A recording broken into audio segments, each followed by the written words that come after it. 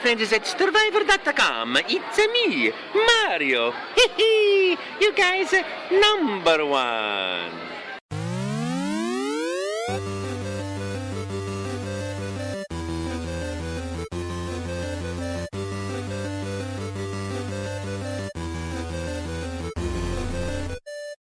Hey everyone, Steve from Stevivor here with a special edition of the Friendly Fire Show.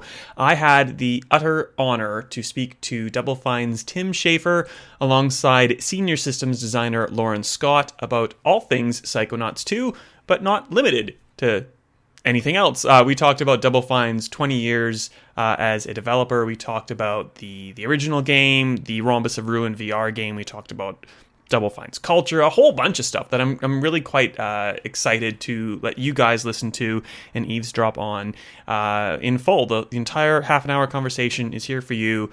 Kick back, put up your feet, especially if you're in lockdown, hang in there, have a listen, and enjoy.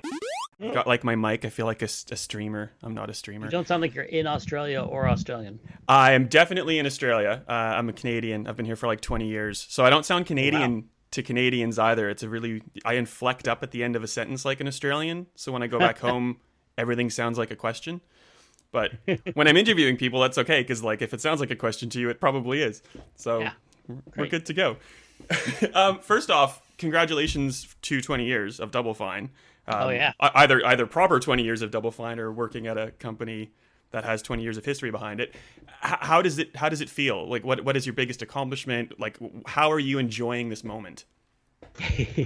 Well, I mean, anyone who's been in the indie studio knows that it's like a roller coaster. And so just surviving is a huge thing. Like, just, because we know we made some tough choices along the line to be not just surviving, but intact with what we think is our culture, like our special culture intact, and still making fun, creative games, and always doing it like Frank Sinatra. Double Fine does it their way. But still, really proud of our games we're making. We don't feel like we've had to compromise anything like that to stick around. But we were very fortunate, and we had a great team and a series of teams over the years that have led to that success, I think. Nice. And Lauren, obviously, is there a bit of comfort or like safety in like going into a company that has such a long history instead of like a startup or like a new indie studio that may or may not be here in a year or two? I mean, it's pretty cool. It's pretty nice. I've actually, the two places I worked before this were more, I guess, sort of established, like as well. But it's sort of a different feel when you have, people that literally worked on the first game like so many years ago and have been here since the studio's inception, and they're still like really excited about being here. It's a different feeling than just a studio that's been around forever, but maybe churned through a lot of people. Nice. Yeah. I have a list of questions. I have them on both screens, so you'll see me darting, but it's just because I'm figuring out where I want to look. And I'm already just going to go like from the top to the bottom of the list because I'm just going to try to run with how we're talking. And of course, like either of you can answer the question, one of you can take it. I don't really care. We'll play it by ear. I guess, Tim, this is more to you though. How important was it to kind of like get the old gang back together, or was it important to find some sort of balance for Psychonauts 2 of, like the old guard and, like the fresh new takes on what it could be? Well, we really wanted to, we both want to appeal to new gamers, and also really is very important with a game like Psychonauts as a very devoted following to be very true to what fans of the first game expect. What they loved about the first game, that there's a certain trust when you start a game. You can almost tell right away if there's this like you feel like you trust the developer, and so we have to earn that right away with Psychonauts, and part of that is so important is it starts with the first initial concept art, being able to get our original concept artists back, Scott Campbell and Peter Chan, and the music will set a mood right away that feels very familiar from Peter McConnell, and the same some of the same programmers and the same modelers obviously lend a lot to it feeling like this is the Psychonauts world, and the actors, getting Richard Horvitz back and all the same actors. And then to, I think, bring in new fans, like what can we do to make things better, and what can we expand upon? And that's where, we have new people like Lauren who are working on the design and bringing new ideas for combat and exploration and economy. Yeah. Nice. Now, it's still kind of insane to me that if we think about Psychonauts 2 6-7 years ago. I'm very bad at math. This kind of got off the ground because of Fig, and flash forward to today, and if Psychonauts 2 wasn't a thing, I'm sure you could maybe walk up to Phil now and just be like, I want to make Psychonauts 2. How is being a Microsoft studio changed Double Fine? I guess what are the positives first? We might try to touch on not negatives, but like things that are maybe harder as a result of losing indie status. Well, I mean, nothing is really harder when it's just like, we were very careful because it wasn't our goal to get acquired. We were not, we were just we were very fiercely independent. But the way that Xbox has been acquiring studios is what they call limited integration. I was asking, it seems like dumb questions, but they're important. I was like, do we have to change our email accounts to be at Tim@Microsoft? Or not that I would ever get that, but like, or, do we have to put a logo in our lobby, like a big Windows logo? And they're like, no, you keep everything about your company. You still run it the way you ran it all these years, but we provide the money instead of you going out and beating the bushes to find it. You just know that that's there, and that checking that big thing off your list is like, what do I do with 50% of my mental time now? And then the answer is think about the game, think about creative things instead of thinking about how you're going to run out of money in 3 months. So all the boring admin stuff is now kind of not out the window, but maybe with someone else at least, that sounds like a very lovely thing. Yeah. You mean all the terrifying financial matters. Yes. And I get the beauty of Psychonauts is that it's not like the cutting edge, looks like exactly like a human being, and it's not trying to be like the most top. Not top quality, like cutting edge. That's the better way. We're definitely not going for a photorealistic look. We're going for a stylized look. So, are there any kind of like Microsoft, has your cloud technology helped in any way, or is it kind of like you are doing your own thing, and it's there's nice to haves that are maybe off on the side if you needed them or want to tap into them?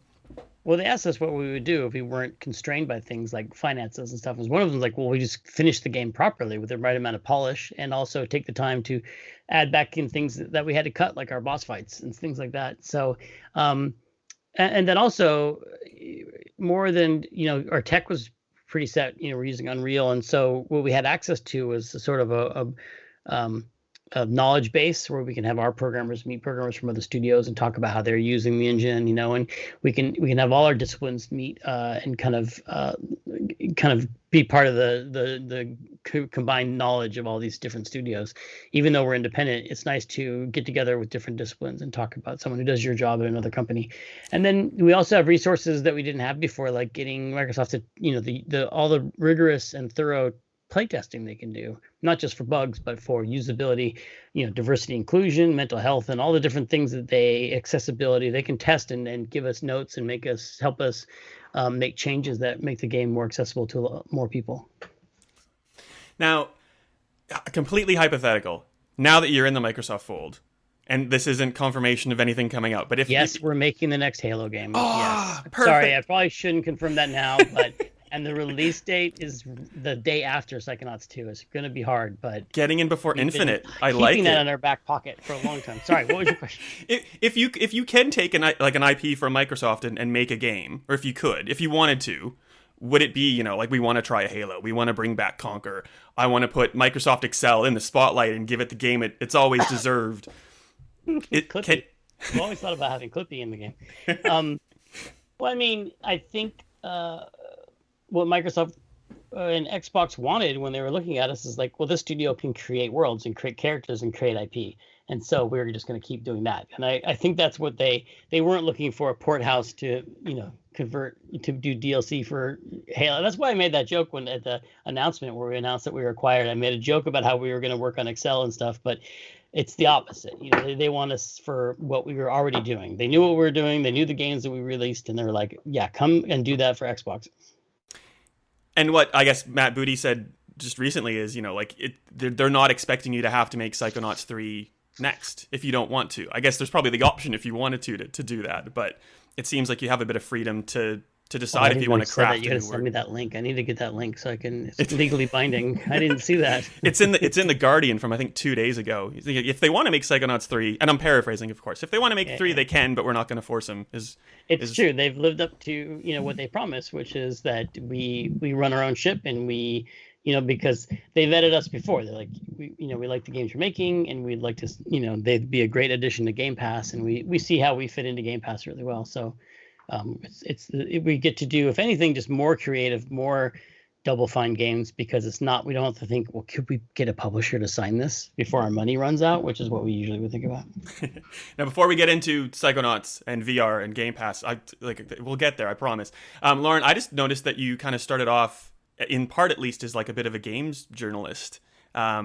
Perhaps while studying. I didn't look at the dates. And I was just kind of curious if that was more of like a hobby while you were, learning and skilling up to do what you're doing now, or if it was something that you kind of pivoted out of and towards, and why, if so. You unearthed my distant past. Even I don't know about this. I went on LinkedIn to do secret research. That's on there. I did like very, very briefly for a really small outlet that I think is gone now. Just a little bit. And because I used to write a lot, and not just like journalistic but fiction stuff. But anyway, it was never a thing. I like how you said, for a site that's probably gone now, not even worth Googling. Not even worth. Yeah. Well, I wouldn't even look it up if I were you all. And I'm just going to go on LinkedIn now and delete this while we're talking. And does I guess is it the same kind of creativity, writing and doing what you are doing now, like designing and the collectibles and all that kind of stuff, or is it kind of like a different subset of the brain?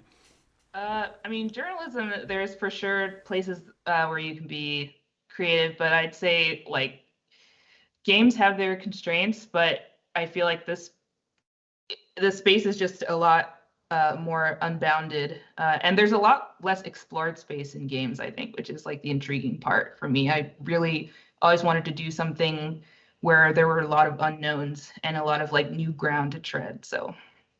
One thing I would say that I've noticed in common for Lauren, I've noticed you having a very analytical approach. Like as a designer, when you're playing games, you can't help but like break them down into how they work. And when you get together and other designers and talk, I've noticed you doing that. And that's something where the same skill applies to a game designer as a journalist, which is to be able to look at a game analytically. Yeah. Maybe. Do you think that's true? Did I just say that for you? I always say that. Yeah. Thank you. See, you can be. I mean, because like a lot of us, it's one thing to just, I know what I like. I don't know what game design is good or not, but I know what I like when I play it. But then if you're going to work professionally as a designer, you have to actually be able to say stuff out loud about why something might work, which is hard. It's really hard to really look at like, why is this jump fun and this jump isn't fun? But, professional designers can be like, well, let me tell you, let me show you a graph. Now, usually if Microsoft has time to introduce me to like someone I'm interviewing, my gamer score comes up, and because no one did it, I'm just going to tell you my gamer score because I'm very proud of it. It's like, actually, I don't even know what it is. It's like 560,000 or something along that line. So I like my achievements. Something like that. It's like 565,000. It's like something like that. I don't know. But thank you for asking. Oh, no one did ask? Okay. I just want to tell you that. No, like achievements are very important to me. Lauren and I were kind of talking about you're on the hunt for collectibles. So I'm assuming there's probably achievements tied to that. Like how much influence do both of you have into the achievement lists? And like how do they come about? I'm always kind of curious as to who decides what the milestones are and how many gamer score gets allocated to each thing and all those kind of things. Is that Me too? I don't know that too, Lauren. How does that come about? I think we started out just soliciting ideas from the team because we just wanted to see, because no one person like knows every single part of the game, and so there might be someone on a different team. A different part of the team that like knows, oh, there's this thing and this thing that you can do in combat, and it's like this really cool trick, and if you do it, then you should be able to get like a secret achievement or something. So first we sent out, just a spreadsheet, fill out some funny stuff, and then we filled it out with like more, standard like game milestones, like beating certain levels and hitting certain ranks and stuff. And yeah, so it's a balance of like team input and then sensible achievements. Sensible achievements. I mean, you have discussions like you're as an achievement hunter yourself. You're how would you, if you were just playing a game normally and you finished it without trying to get any special achievements, what percentage of the achievements do you think you should have? This is a Me? debate that designers will have. Like half, maybe. Oh. Half. Interesting. Lauren, Maybe no? Too much? Not enough? I don't know. I usually end up with like a third, I always say like or 70. half, or maybe half. Well, more is always good. I'm fine with more. It's like if you have an achievement in your game that's like spend 700 hours doing something, I'm going to be upset with you, especially if it's worth like 10. Or actually, even if it's worth 100, I'm going to be annoyed at that anyway. Yeah, I think that's why I've never fully 100%ed Brutal Legend, because you have to get 50 ranked victories, and just everyone got too good too fast, and I could do friendly matches, but I could never get rid of those. But I think if I play every year on the anniversary, so maybe eventually after 50 years I'll do it. I'm sure if you took to Twitter or something, people would probably, it's known Throw as game. boosting. Yeah, probably help you. You of all people. I don't know about this lingo, man. I don't know. You gotta tell me about the dirty world of bootleg achievements. TrueAchievements.com. That's not my website. I'm just giving it to them now. Sorry, back on track. With Psychonauts, how do you guys both feel about opening the original Psychonauts up now on Xbox One or Xbox Series and seeing how crazy it looks now as compared to like if you had an old Xbox kicking about and you just plugged it into your TV and it's a little bit muddier, it's a little bit is that enough? Is that a remake or a remaster? Like, doesn't have to happen out the window because this is the game and it's fine and it's good like this. And if you want to play it. That was a super long question. I mean, it's great to play the original. You can play the original on Game Pass right now. You never know. Someday, now that we have more resources, we could remaster that someday. But it would be a lot of work because a lot of that was not archived properly, and a lot of the scenes would have to be remade from scratch. And so, maybe someday. But I think the original game really holds up a lot of ways, especially the stuff that was rendered in engine, because that just I think a lot of its style comes from the shape language of the characters and stuff, and that still is kind of evergreen, if you will. It's just the camera.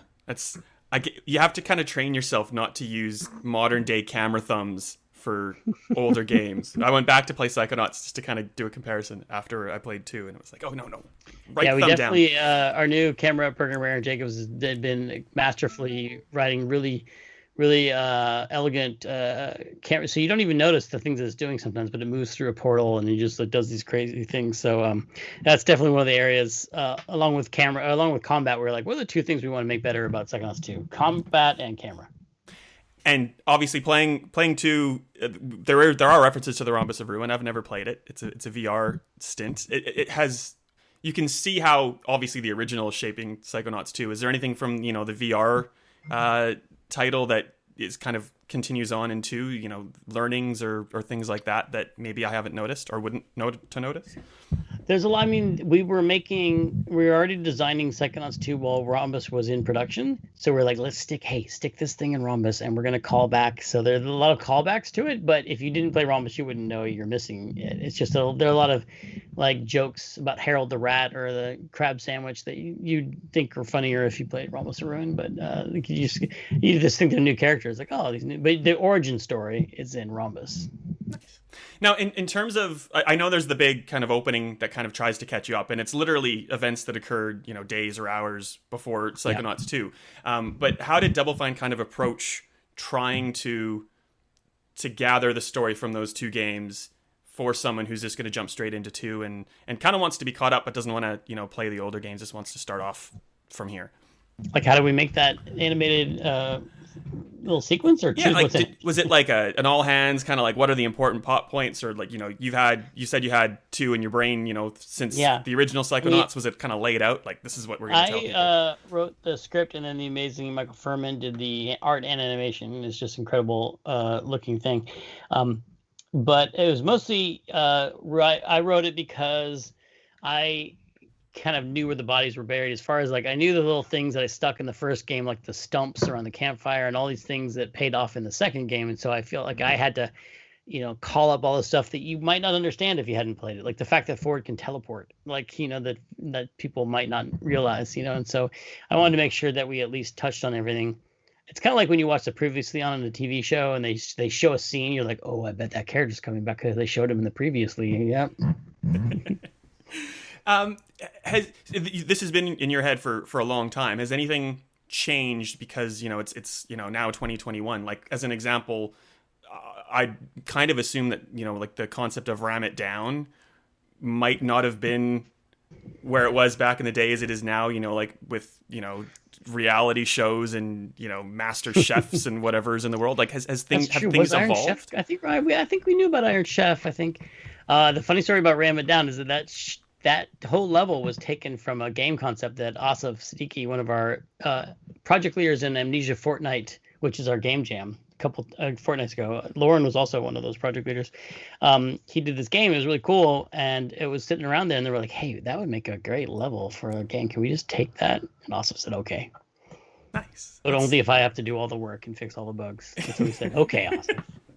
Do you want to talk a bit more about how the game jam works as a manager? No, team leader? I forgot your title, Lauren. I'm sorry. That particular instance, I know your title. Project leader is what you call him on Amnesia Fortnite. Yeah. But Sangatsushi's the senior designer of systems. Alliteration. I was like, what did we actually put in the press briefing? Amnesia Fortnite is a crazy, amazing experience. Everyone in the studio has a chance to pitch their game, like anybody in any role. Asif was actually like a camera, like documentarian, and came from behind the camera to pitch a game idea. And then the team votes, and the top few games. And Tim votes too. And the top few games get to be worked on for 2 weeks, and then we have prototypes and we try them out, and it's really fun. Yeah, and that's where ideas for like Costume Quest and Stacking and Iron Brigade and Once Upon a Monster and Middle Manager of Justice all came from.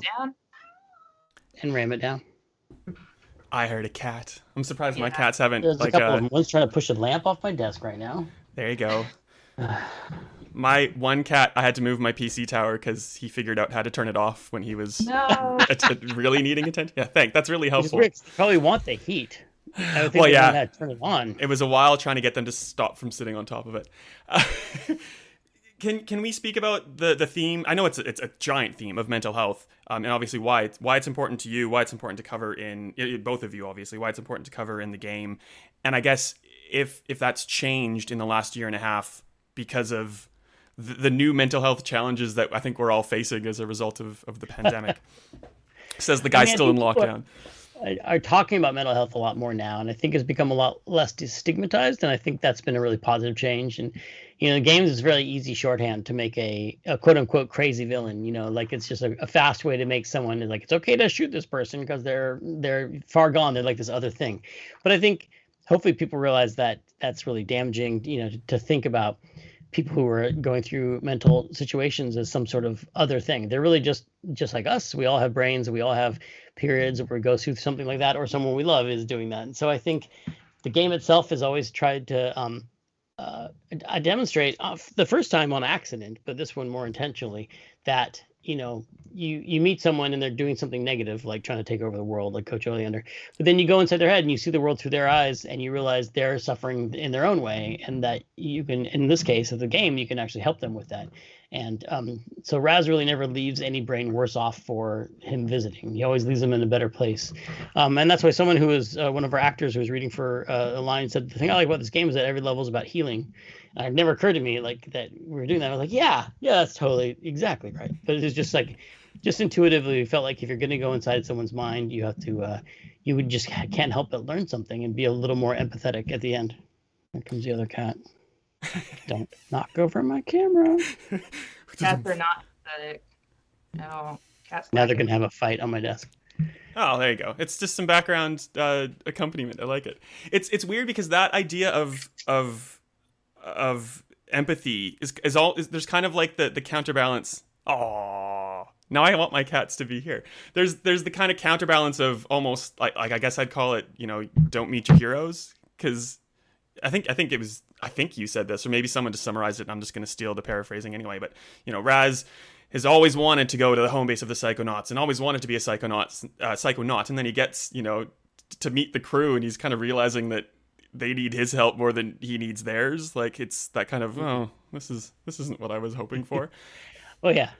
I mean, that's definitely true. He definitely, at the game, I mean, he thinks they're going to be this perfect organization, and he finds out they're run by flawed people, and they actually are suffering from a lot of funding problems, and they also have a spy working inside the organization, a counter spy. So which is good, because if they didn't need his help, there wouldn't be much of a game. So they actually need a lot of help from Raz. That's true. Yeah, but he's still able to see through those flaws too, and see the awesome parts of them as well. Both light and dark. I'm being too hard on the Psychonauts. I should apologize.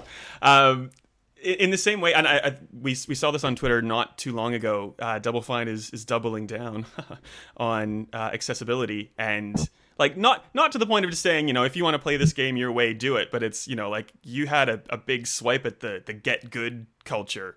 How did that come about? And, why? How did we get to this point where we're not just going to kind of skirt around the issue? We're just going to point at you and say you are the problem here. Let people play how they want to play. I mean, I think a lot of it actually took us by surprise. That it didn't occur to me to be a contentious or controversial opinion. We've always wanted as many people as possible to enjoy our games, and narrative-based games, like way back in terms of Secret of Monkey Island 2, we put in difficulty modes because we heard a lot of people who were like, I really like the story in these games, but I can't handle these puzzles, and I just don't I want the flow to go more easy. And we're like, well, who are we to tell people how to enjoy the content that we made? It's like, if you want to show up in your game, like, you're enjoying this game wrong. Like, it's dumb. And I actually feel like I learned a lot of that from our speedrunners, like watching people on Awesome Games Done Quick, or we made a video of watching a speedrunner play Psychonauts 1, and in the beginning of the video, you can see how horrified we are that he's skipping all our content by speedrunning past it. But by the end of the video, we're all cheering him because we're like, oh my God, he's found a different way to interact with our game that he loves, that we didn't plan. And you're so lucky if someone does that, puts in the work to find a new way to enjoy the thing you made. Nice. And to bring that back, it's because it's not up to you to when you make something a creative work of art, it's not up to you to tell people to how to look at it, how to enjoy it. Yeah, and I'm just glad that it broadens the pool of people that can play the game, because for some people it's either this key accessibility feature, or not playing the game, and we would obviously rather them play and enjoy it. And obviously you can play it as hard as you can, make it as hard as you want. You can turn your brightness way down so you can barely see it. You can do anything. You can open the blinds, you get glare. Play with the TV off. Are there any achievements tied to difficulty, or if you use all the accessibility options and make it as air quotes easy as possible, are you limiting yourself from anything in that list? Says the achievement hunter. So, Lauren, I can't say definitively because Lauren's kept the list of achievements secret from me, but no. There's a couple of combat related ones that you have to do things sort of combo things that maybe if you turn on certain ones, like the narrative mode that makes you do more damage, you might kill things too fast to get achievement or two, but not on purpose. We haven't purposely tried to no. Well, you're cheating, so you don't get this achievement. There's not a finish the entire game on hard with your left hand tied behind your back. Okay. No. And you can always, it seems like you can probably bump the combat back up to, get your 10-hit combo or what have you, and then put it back down if you're that desperate. I'm going to use desperate if you're that desperate for all the achievements. Or we have the narrative mode, which makes you do more damage, and invincibility mode, which makes you the other way around, which makes you take less damage, whatever. So if you need to do a ton of combos, you can just swap accessibility features, and so that you can get your combos in, but you're not being damaged, and it's sort of the same thing. Hacking the game. Hacking. Yeah, exactly. It's not hacking if it's okay, right? That's okay. Yeah. I see. I haven't purposely prohibited it, but also I feel like we're more interested in everyone being able to enjoy the content we made rather than making sure everyone can get every single achievement, because achievements are an extra thing that although they have such lovely, beautiful art for them, maybe it should be seen as the mainline content.